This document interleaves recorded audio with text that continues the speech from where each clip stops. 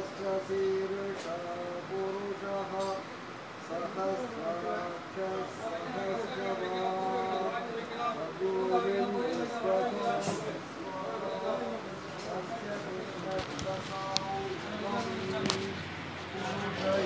वेदगुं सर्वं यद्भूतं यश्च भव्यं मुदामृतत्वत्येषानः यदन्येनादिरोहति एतावानस्य महिमा अदोऽध्यायागुश्च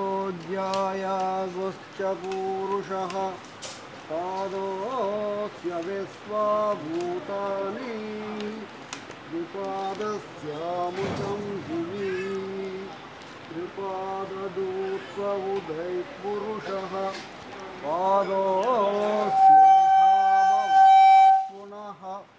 तदो विश्वं यक्रामते आसनानसने अभि तस्मात् विराडजायत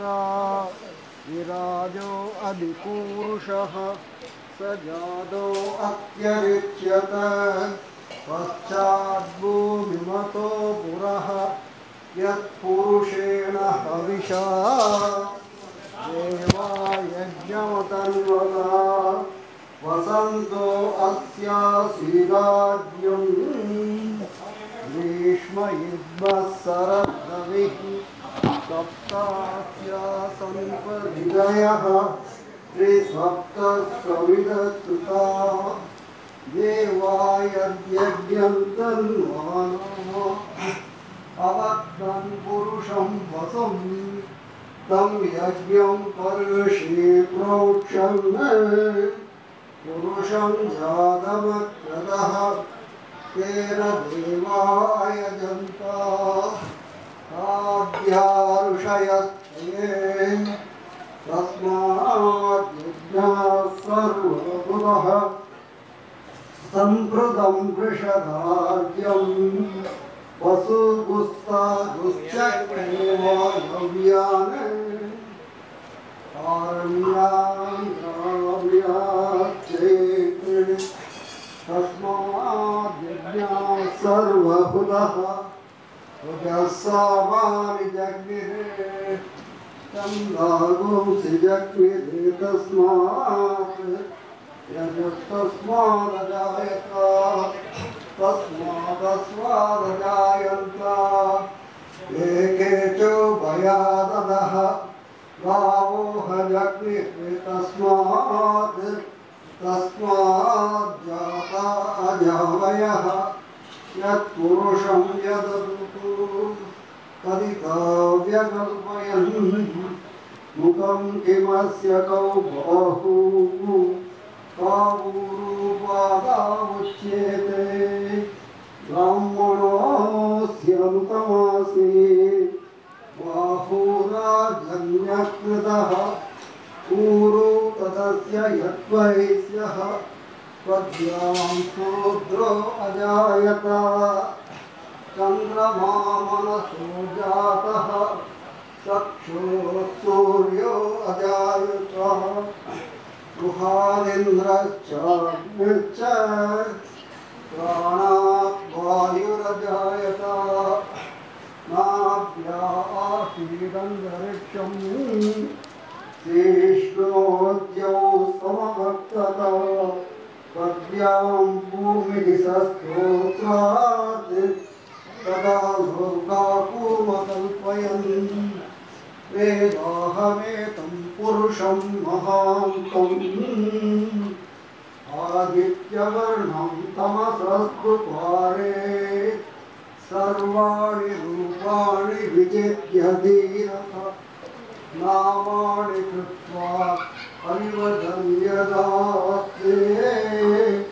तादा पुरस्ताद्यमुदाधार शक्रप्रविद्वान् प्रतिदः सदस्रः समेवं विद्वान् आवृत इह भवति नान्यपन्था विद्यते अन्वय प्रजापतिस्तदिगर्भे अन्तः अजायमानो बहुधा विजायते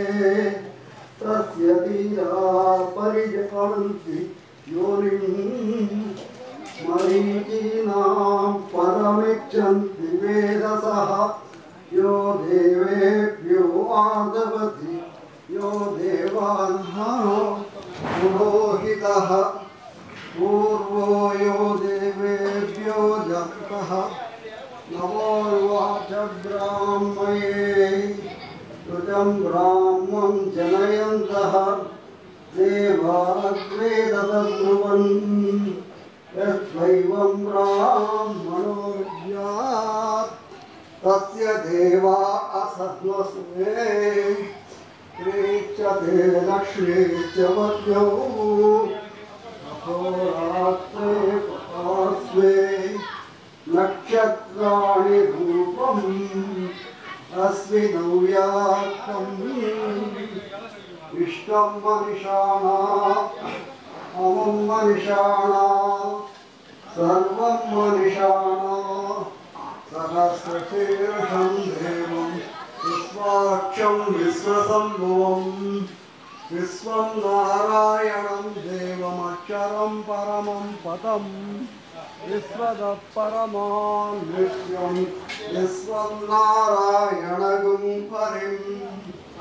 विश्वमेवेदं पुरुषस्तत्विश्वमुपजीवति पदिं विश्वस्यास्मेश्वरगुं शाश्वतगुं शिवमच्युतं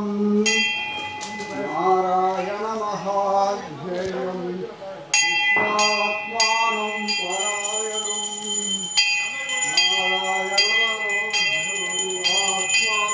नारायणपरः नारायणपरं ब्रह्मतत्त्वं नारायणपरः नारायणपरो ध्याता ज्ञानं नारायणपरः यच्च किञ्चित् सर्वं यस्य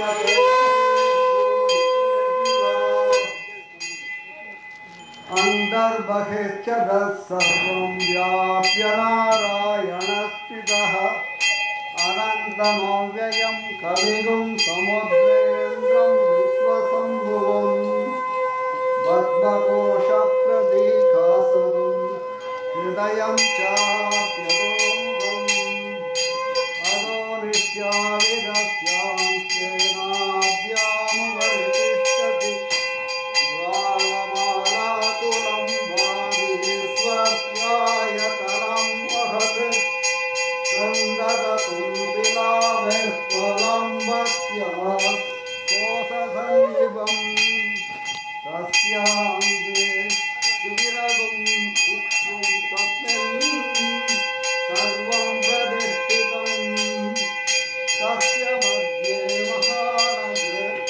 विश्वाचर्विश्वतोऽन्तः नीरसो यतमध्यस्था युज्योल्लेखे भवास्वरा नीवारशूकवत्तन्मे श्रीकाभास्यजनोपमा तस्यासिकाया मध्ये परमात्मा व्यवस्थितः स ब्रह्म स शिवः स हरिश्चेन्द्रः सोऽक्षरः परमस्वराट् अनुगं सत्यं परं ब्रह्मपुरुषं कृष्णपिङ्गळम् ऊर्ध्वरेदं विरूपाक्षं विश्वरूपाय वै नमो नमः।